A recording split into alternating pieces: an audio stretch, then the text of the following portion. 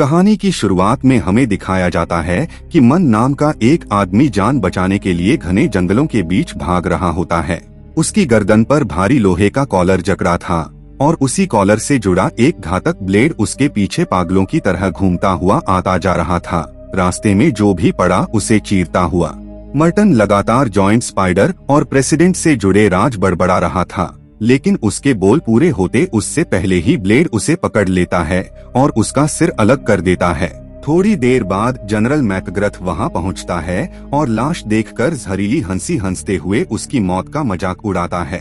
उसी समय शहर के एक और हिस्से में कैप्टन जेम्स एक पानी के टैंक के अंदर एक खूबसूरत लड़की के साथ वक्त गुजार रहा था। तभी बाहर उठे शोर ने उसका ध्यान खींचा और उसने लकड़ी के एक छेद से झांक कर देखा कि मैकग्रथ के लोग लोहे का कॉलर लेकर शहर में दाखिल हो चुके हैं। लड़की ने उसे वापस खींचते हुए कहा कि काम की फिक्र छोड़ो, लेकिन तभी घोड़े बेकाबू होकर टावर से टकराते हैं और जेम्स सीधा उनके सामने बिना कपड़ों के आ गिरता है। लोगों की गालियां सुनते ही वह फुर्ती में आ जाता है और कुछ ही सेकंड में सबकी खबर ले देता है। लड़ते लड़ते कपड़े भी पहन लेता है। जाते हुए वह लड़की को चूमता है और रस्सी पकड़कर फिसलते हुए गुंडों की गाड़ी में जा चढ़ता है। एक बक्सा खोलते ही उसकी सांस अटक जाती है क्योंकि उसमें पेट्रोल बमों का ढेर भरा था। जेम्स तुरंत दिमाग लगाकर आगे वाले घोड़े पर जा बैठता है। शहर के दूसरी ओर मार्शल गॉर्डन एक महफिल में लड़की का भेष बनाकर मैकग्रथ तक पहुंचने की कोशिश कर रहा था, लेकिन जब एक आदमी ने उसे छूने की कोशिश की तो उसने अपने छिपे हुए डिवाइस से उसे जोरदार पंच जड़ दिया। आखिर मैकग्रथ ने उसे चुन ही लिया, लेकिन उसी वक्त एक और आदमी उसे पाने की कोशिश करता है और मैकग्रथ उसे गोली मार देता है। उधर जेम्स के काबू किए घोड़े खाई में गिरने ही वाले थे कि वह वक्त रहते उन्हें रोक लेता है। दूर से वह मैकग्रथ को देख लेता है और बिल्डिंग की ओर चढ़ना शुरू कर देता है। गॉर्डन इस बीच मैकग्रथ को हिप्नोटाइज करके उससे पूछताछ करता है कि एस्कोबार नाम के वैज्ञानिक को किसने अगवा करवाया, लेकिन तभी उसका डिवाइस फेल हो जाता है और वह मजबूरी में चाकू निकाल लेता है। उसी पल जेम्स खिड़की तोड़कर अंदर घुसता है और मैकग्रथ पर टूट पड़ता है। जेम्स उसे शूट करने ही वाला था कि गॉर्डन उसे रोकता है क्योंकि अभी मैकग्रथ उनके काम का था। मौका मिलते ही मैकग्रथ जेम्स को दीवार की ओर धक्का देकर भाग जाता है। जेम्स उसका पीछा करता हुआ बाहर निकलता है और गुंडों से भिड़ जाता है, जिससे पूरे इलाके में अफरा-तफरी मच जाती है। गॉर्डन देखता है कि कुछ लोग वैज्ञानिक एस्कोबार को ले जा रहे हैं। वह उन्हें रोकने जाता है, लेकिन जेम्स गलती से उससे टकरा जाता है और दोनों आपस में उलझ जाते हैं। इस बीच सारे बदमाश मौके का फायदा उठाकर भाग जाते हैं। इसके बाद एक बेहद चालाक और खतरनाक साइंटिस्ट डॉक्टर आर्लस दिखाई देता है। वह अपनी गार्ड से बिल्डिंग में मौजूद लोगों के होंठ पढ़वाकर पता लगाता है कि जेम्स और गॉर्डन असल में पुलिस वाले हैं। हालांकि उसके आदमियों ने एस्कोबार को पकड़ने में सफलता पा ही ली थी। इसके तुरंत बाद आर्लस पेट्रोल बमों से भरी एक गाड़ी बिल्डिंग की ओर धकेलता है, जिससे भारी धमाका होता है। कुछ दिन बाद जेम्स को प्रेसिडेंट ऑफिस बुलाया जाता है, जहां पहुंचते ही वह पहचान लेता है कि सामने बैठा आदमी असली प्रेसिडेंट नहीं बल्कि कोई और है। लेकिन वह बहरूपिया मानने से इनकार करता है तो जेम्स छत पर गोली चलाता है और वह मजबूर होकर खुद को गॉर्डन बताता है। तभी असली प्रेसिडेंट ग्रैंट अंदर आता है और दोनों को बताता है कि वे उसके सबसे भरोसेमंद सिपाही हैं और उन्हें साथ मिलकर काम करना होगा। वह उन्हें एक सीक्रेट रूम में ले जाकर बताता है कि मैकग्रथ ने अमेरिका के चुनिंदा साइंटिस्ट अगवा कर लिए हैं और धमकी दी है कि एक हफ्ते के अंदर प्रेसिडेंट इस्तीफा न दिया तो वह ऐसा विनाशकारी हथियार बना देगा जिसे दुनिया ने कभी नहीं देखा। जेम्स और गॉर्डन जानते थे कि मैकग्रथ इंसान तो खतरनाक है, पर दिमाग के खेल में इतना बड़ा खिलाड़ी नहीं। वह दोनों समझ चुके थे कि मैकग्रथ तो सिर्फ मोहरा है और असली दिमाग कोई और ही चला रहा है। इसी वजह से प्रेसिडेंट ने उन्हें सख्त आदेश दिया कि अगले 7 दिनों के भीतर उस मास्टरमाइंड को ढूंढकर उसकी पूरी योजना नाकाम करनी होगी। मिशन को तेजी से शुरू कराने के लिए प्रेसिडेंट ने उन्हें अपनी एक खास ट्रेन भी सौंप दी। गॉर्डन बिना वक्त गवाए अपनी मोटरसाइकिल पर वहां पहुंच गया और खुद ही ट्रेन लेकर निकल पड़ा। जेम्स भी अपने घोड़े को दौड़ाता हुआ पीछे पहुंचता है और छलांग लगाकर ट्रेन में दाखिल हो जाता है, लेकिन तभी एक सीक्रेट दरवाजा खुल जाता है और वह सीधे ऊपर से अंदर जा गिरता है। भीतर घुसते ही दोनों की तकरार शुरू हो जाती है और जेम्स चिढ़कर गॉर्डन को चुप कराने के लिए एक मुक्का जड़ देता है। तभी गॉर्डन किसी अजीब सी मशीनरी से खेलते हुए एक बटन दबा देता है, जिससे एक हथौड़ा बाहर निकलकर जेम्स के सिर पर पड़ता है। धक्का खाकर जेम्स एक पूल टेबल पर गिरता है, जो अचानक उसके चारों ओर रस्सियां कसकर उसे उल्टा लटका देती हैं और वह सीधे रेलवे ट्रैक की तरफ फंस जाता है। जवाब में जेम्स एक और चेन खींचता है, जिससे गॉर्डन की कुर्सी भी उसी तरह उलट जाती है। आखिरकार दोनों इस फैसले पर पहुंचते हैं कि वह व्यक्तिगत दुश्मनी भूलकर प्रेसिडेंट के लिए मिलकर काम करेंगे। इसके बाद गॉर्डन मर्टन के सिर को एक खास मशीन से जोड़कर उसके मरने से ठीक पहले देखे गए आखिरी दृश्य को डिकोड करता है और सामने आता है मैग्रथ। फिर दोनों को पता चलता है कि मैग्रथ की जेब में न्यू ऑरलियंस में होने वाले एक कॉस्ट्यूम फंक्शन का निमंत्रण मिला है, इसलिए वे दोनों वही दिशा पकड़ लेते हैं। पार्टी की रात जेम्स चुपके से इमारत में प्रवेश करता है, लेकिन एक गार्ड ने रोकने की कोशिश की तो जेम्स ने एक पंच में उसे ढेर कर दिया और खिड़की फांदकर अंदर जा पहुंचा। अंदर उसकी मुलाकात मिस ईस्ट से होती है, जो आर्लेस की निजी सहायक थी। वह जेम्स को महल का पूरा दौरा करवाती है। भीड़ के बीच जेम्स की नजर गॉर्डन पर पड़ती है, जो एक और भेष में वहां मौजूद था। तभी नाचने वाले कलाकारों के साथ भव्य शो की शुरुआत होती है और बड़ा सा लिंकन का स्टैचू अंदर लाया जाता है, लेकिन अचानक उसमें जोरदार धमाका होता है और आधे शरीर वाला आर्लेस उसमें से बाहर आता है। उसे जिंदा देखकर लोग सकते में आ जाते हैं। जेम्स उसके पास जाकर मैग्रथ के बारे में पूछताछ करता है, लेकिन आर्लेस ऐसे जताता है जैसे वह मैग्रथ को जानता ही नहीं। तभी गॉर्डन कुछ डांसरों को चुपके से एक ओर जाते देखता है और उसे किसी लड़की की चीख सुनाई पड़ती है। इसी बीच हम देखते हैं कि आर्लेस और मैग्रथ एकांत में गुप्त बातचीत कर रहे हैं। जेम्स भी छुपकर वही सुन रहा होता है। मैग्रथ गुस्से में फट रहा था, क्योंकि पिछले हमले में उसका पूरा हथियार भंडार उजड़ चुका था। आर्लेस उसे एक नक्शा दिखाकर समझाता है कि वह नदी किनारे वाली लोकेशन पर उसे नए हथियार पहुंचाएगा। उनके निकलते ही जेम्स ऑफिस में घुसकर नक्शे के निशानों को कॉपी करता है। तभी मिस ईस्ट वहां आती है और जेम्स को चूमकर उसका ध्यान भटकाने की कोशिश करती है। अचानक पीछे लगी पेंटिंग के भीतर हलचल होती है। वहां एक गार्ड छिपा था। उसने बंदूक तान दी और गोली गलती से मिस ईस्ट को लग गई। गुस्से में जेम्स पेंटिंग के पीछे छिपे सभी गार्डों का सफाया कर देता है और वहां से निकल जाता है। फिर वह मेन फ्लोर पर एक महिला के साथ डांस करने लगता है। उसे यकीन था कि यह भेष में आया गॉर्डन ही है। जेम्स उसे सारी एकत्र की हुई जानकारी बता देता है और तरबूजों पर हाथ रखकर गॉर्डन की तारीफ भी कर देता है, जिससे महिला भड़ककर उसे जोरदार थप्पड़ मार देती है। उसी पल असली गॉर्डन भीड़ से निकलकर जोर जोर से चिल्लाता है कि जेम्स कितना घिनौना इंसान है, इसे फांसी मिलनी चाहिए। भीड़ गुस्से में उसे पकड़ लेती है। इसी समय गॉर्डन उस कमरे का ताला तोड़ता है जहां से चीखें आ रही थीं, और उसे एक अलग ही तरह की जगह मिलती है, जहां रीटा नाम की एक लड़की पिंजरे में बंद थी। वह अपने खास डिवाइस से ताला तोड़कर उसे आजाद कर देता है। बाहर जेम्स गुस्साई भीड़ को बेकार की कहानियां सुनाकर किसी तरह शांत रखने की कोशिश करता है। साथ ही उस महिला से मजाक मजाक में शादी का प्रस्ताव रख देता है। तभी गॉर्डन और रीटा एक बग्गी में उसे बचाने पहुंचते हैं। यह देखकर जेम्स भी प्लेटफॉर्म से छलांग लगाकर उसी बग्गी में आ गिरता है। रीटा बताती है कि वह कोई नाचने वाली नहीं बल्कि वैज्ञानिक एस्कोबार की बेटी है और अपने पिता की तलाश में आई है। उधर नदी किनारे आर्लेस और मैग्रथ अपनी अगली योजना तैयार कर रहे थे। मैग्रथ के सैनिक उसके आदेशों का इंतजार कर रहे थे। तभी भाप से चलने वाला एक बड़ा टैंक प्रकट होता है। सैनिक उसे अपना नया हथियार समझकर खुशियां मनाने लगते हैं, लेकिन अचानक टैंक उन पर ताबड़तोड़ गोलियां बरसाता है और सारे सैनिक वहीं ढेर हो जाते हैं। मैग्रथ दंग रह जाता है और आर्लेस पर चिल्लाता है कि उसने उसके साथ धोखा क्यों किया। आर्लेस ठंडे स्वर में कहता है कि यह सब उसके बदले का हिस्सा था। दरअसल जिस लड़ाई में आर्लेस को आधा शरीर गंवाना पड़ा था, उस दिन मैग्रथ उसे अकेला छोड़कर भाग गया था। उसी कसक में आज भी वह जलता था। लेकिन जब मैग्रथ ने गुस्से में बंदूक निकाली, आर्लेस ने अपनी व्हीलचेयर से ही गोली चला दी और उसे वहीं खत्म कर दिया। इसके बाद उसने अपने आदमियों को आदेश दिया कि वह पूरा 1000 किलो सोना स्पाइडर कैनियन ले आए, वही जगह जहां से वह अपना सबसे बड़ा हथियार बाहर निकालने वाला था। उधर रीटा, जेम्स और गॉर्डन जब स्पाइडर कैनियन पहुँचे तो वहाँ फैली फौजियों की लाशें देखकर सब दंग रह गए। आर्लस गायब था।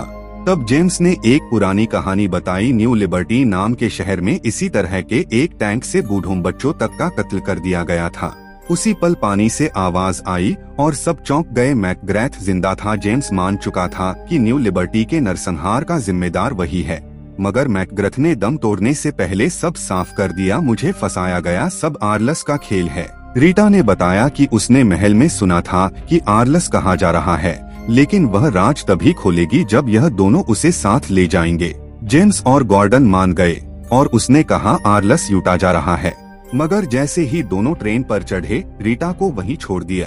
पर वह भी कम नहीं थी। भागकर उसी रास्ते से ट्रेन में घुस गई जहां से जेम्स आया था। सुबह उठकर गॉर्डन ने देखा कि जेम्स ने एक जूते में चाकू फिट कर लिया है। जल्द ही वे आर्लस की ट्रेन के बिल्कुल करीब पहुंचे, पर जैसे ही टनल में घुसे, दुश्मन की ट्रेन अचानक गायब हो गई। असल में वह खास बीम टेक्नोलॉजी से ऊपर उठ गई थी।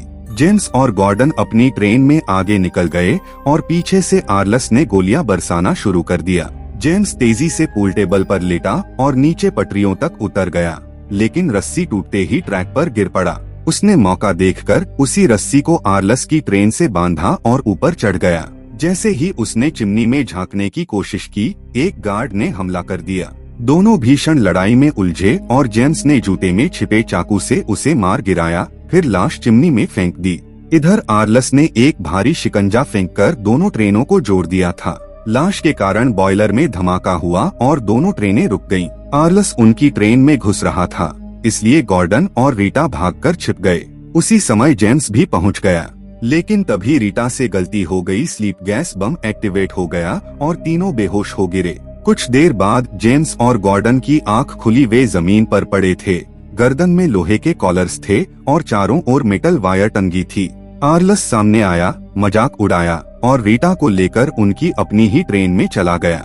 गॉर्डन ने जेब टटोली। डिवाइस गायब था, मगर एक नोट मिला, जब तक इस तार के अंदर रहोगे जिंदा रहोगे।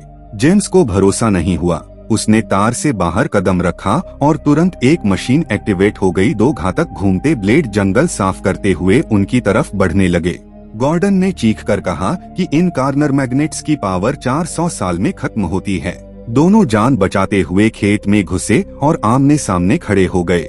जैसे ही ब्लेड करीब पहुँचे, दोनों नीचे कूद गए और ब्लेड आपस में टकराकर टूट गए। लेकिन अगला पल दोनों सीधे गोबर वाले गड्ढे में थे। खेत से निकलते ही बहस शुरू हो गई। गॉर्डन गुस्से में था। उसने पत्थर उठाया और जेम्स पर फेंका, लेकिन वह पत्थर कॉलर पर लगा और दोनों कॉलर्स अचानक एक दूसरे से चिपक गए।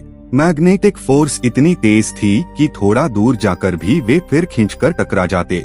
आखिरकार वे पहाड़ी से लुढ़कते हुए नदी में गिरे।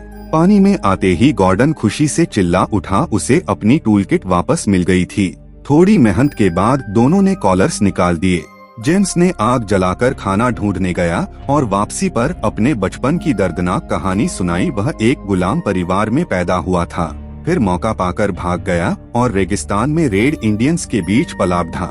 लेकिन जब लौटा, उसका परिवार खत्म कर दिया गया था।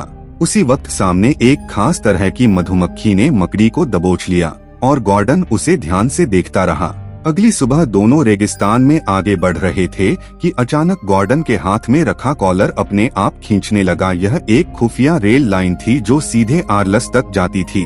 अब वह इसी रास्ते से उसका पीछा कर सकते थे। आखिरकार वे स्पाइडर कैनियन पहुंच ही गए, वही जगह जहां उनकी ट्रेन भी खड़ी थी। लेकिन असली झटका तब लगा जब उन्होंने देखा कि आर्लस ने यहाँ एक पूरा शहर खड़ा कर लिया है और उसका मुख्य हथियार एक विशाल लोहे का दैत्याकार स्पाइडर, जो सामने आने वाली हर चीज को महीनों में नहीं सेकंडों में चूर चूर कर देता था। दोनों अपनी ट्रेन की तरफ लौटे। जेम्स ने नए कपड़े पहने और हथियार साथ लिए। इसी दौरान गॉर्डन को मक्खी वाली घटना याद आ गई और उसने दा विंची वाली फ्लाइंग मशीन जैसा कोई हथियार बनाने का आइडिया दिया। लेकिन जेम्स ने साफ जवाब दे दिया, टाइम नहीं है। उधर दूसरी तरफ प्रेसिडेंट ग्रांट एक इनॉग्रेशन सेरेमनी में मौजूद था जब अचानक धरती हल्का हल्का कांपने लगी और फिर पूरा शहर दहशत में आ गया। आर्लस का विशाल स्पाइडर सबके सामने आ चुका था। लोग चीखते हुए इधर उधर भागने लगे और तभी एक ट्रेन में बड़ा धमाका हुआ। इसी अफरा-तफरी में अचानक स्टेज पर प्रेसिडेंट ग्रांट जैसा दिखने वाला गॉर्डन पहुंच गया और दावा करने लगा कि वही असली प्रेसिडेंट है। वहीं दूसरी ओर जेम्स स्पाइडर पर चढ़ने में सफल हो गया था। आर्लस ने दोनों ग्रांट्स को पकड़ने के लिए जाल फेंका। एक गार्ड ने जेम्स को देखते ही गोलीबारी भी की। इसके बाद हम आर्लस के ठिकाने पर पहुंचते हैं। वहां वह एक बड़ी मीटिंग कर रहा था और घोषणा कर रहा था कि वह अमेरिका को कई हिस्सों में बांटकर अलग अलग देशों को बेच देगा और एक हिस्सा खुद के लिए रखेगा। इधर जेम्स को होश आया तो उसने राहत की सांस ली। वह फिर से ट्रेन तक पहुंच गया और हथियारों में उसे सिर्फ बेल्ट में छिपी एक छोटी सी बंदूक मिली। गॉर्डन के कॉस्ट्यूम देखकर उसके दिमाग में एक प्लान आया। आर्लस के बेस में असली ग्रांट ने सरेंडर करने से साफ इनकार कर दिया। जवाब में आर्लस नकली ग्रांट यानी गॉर्डन को मारने ही वाला था कि तभी एक डांसर वहां आई। वह डांसर असल में जेम्स था। उसने अपनी अदा दिखाते हुए आर्लस का ध्यान भटकाया और उसकी कुर्सी से चाबी चुराकर गॉर्डन को पकड़ा दी। गॉर्डन ने खुद को छुड़ा लिया, लेकिन जेम्स से गलती हो गई। उसकी ब्रा में छिपे फ्लेमथ्रोअर्स एक्टिवेट हो गए। आग भड़क उठी और आर्लस ने तुरंत गार्ड्स को फायर करने का आदेश दिया, लेकिन जेम्स ने आग का इस्तेमाल करके उन सबको भस्म कर दिया। उधर आर्लस और उसके गार्ड्स ग्रांट को घसीटकर स्पाइडर के अंदर ले गए और जब जेम्स पर बाकी सैनिक टूट पड़े, उसने एक बम फेंक कर धमाका कर दिया। रीटा ने वैज्ञानिकों को छुड़ाकर उन्हें सुरक्षित जगह पर पहुंचा दिया था। जेम्स हताश था, इसलिए उसने गॉर्डन से कहा फ्लाइंग मशीन तुरंत बनाओ। गॉर्डन ने थोड़े ही समय में मशीन तैयार कर दी। तभी कंडक्टर आया। उसने बताया कि वह पुलिस वाला है जिसे प्रेसिडेंट ने उन दोनों पर नजर रखने भेजा था। उसने उन्हें कुछ बम भी दिए। दोनों फ्लाइंग मशीन लेकर पहाड़ी से कूद गए। एक पल को लगा कि सब खत्म हो गया, मगर मशीन उड़ चली। उधर आर्लस का विशाल स्पाइडर शहर में तबाही मचा रहा था। बिल्डिंगें गिर रही थीं, लोग मर रहे थे। वह चाहता था कि इसी डर के आगे प्रेसिडेंट झुक जाए, लेकिन तभी जेम्स और गॉर्डन हवा में उड़ते हुए वहां पहुंचे और ऊपर से बमों की बरसात कर दी। आर्लस की ओर से भी जवाबी हमला हुआ और अचानक उनकी मशीन स्पाइडर से जा टकराई। एक गार्ड नीचे गिरा, लेकिन बाकी सैनिकों ने दोनों को घेर लिया और पकड़कर आर्लस के सामने ले आए। जेम्स ने आर्लस का मजाक उड़ाया तो आर्लस ने एक बटन दबाया और सामान उठाने वाला प्लेटफॉर्म खुल गया। जेम्स नीचे वाले एरिना में गिरा, जहां उसके सामने पहला योद्धा खड़ा था, हाथों की जगह घातक ब्लेड्स। फिर दो और लड़ाके उस पर टूट पड़े। जेम्स ने मशीन की चेन से ब्लेड वाले को उड़ाया, दूसरे को इंजन में फेंका और तीसरे को फावड़ा मारकर गिरा दिया। लेकिन अगला प्रतिद्वंद्वी था लोहे की चमड़ी वाला आदमी। उस पर वार बेअसर थे। वह जेम्स को स्पाइडर से नीचे फेंकने ही वाला था कि उसी समय उसकी चिप्स में बिजली दौड़ी और वह खुद ही नीचे गिर गया। अब जेम्स और आर्लस आमने सामने थे। जेम्स के धक्के से आर्लस अपनी कुर्सी से बाहर निकला और मैकेनिकल पैरों पर खड़ा हो गया। दोनों की भिड़ंत शुरू हो गई। आर्लस ने जेम्स पर बेरहमी से वार किया। तभी गॉर्डन ने अपनी शर्ट में छिपी छोटी गन निकाली और गोली चलाई। निशाना चूकता लगा, इसलिए आर्लस हंस पड़ा, लेकिन अगले ही पल उसकी हंसी गायब हो गई। गोली उसकी मैकेनिकल टांग पर लगी थी और अब वह चल नहीं पा रहा था। गॉर्डन और जेम्स ने मिलकर बाकी गार्ड्स को भी पीट पीट कर नीचे फेंक दिया। तभी ग्रांट को एहसास हुआ कि पूरा स्पाइडर पहाड़ी से गिरने वाला है। गॉर्डन ने मशीन को नियंत्रित करने की कोशिश की, लेकिन असफल रहा। आर्लस अपनी कुर्सी वापस ले आया और जेम्स पर गोली चलाई, लेकिन गोली स्पाइडर को लगी और मशीन चोटी पर जाकर रुक गई। उसी मोड़ पर आर्लस और जेम्स दोनों फिसल गए। जेम्स किसी तरह व्हीलचेयर पकड़कर जिंदगी से चिपका हुआ था। आर्लस आखिरी पल तक देश विभाजन की धमकियां देता रहा और जेम्स ने उसकी कुर्सी का लीवर खींच दिया। आर्लस खाई में समा गया। जेम्स एक चेन पकड़े बच गया। बाद में प्रेसिडेंट ग्रांट ने ऐलान किया कि वह एक नई संस्था बना रहा है, सीक्रेट सर्विस, जिसका पहला काम होगा प्रेसिडेंट की रक्षा और उसके पहले एजेंट होंगे जेम्स और गॉर्डन।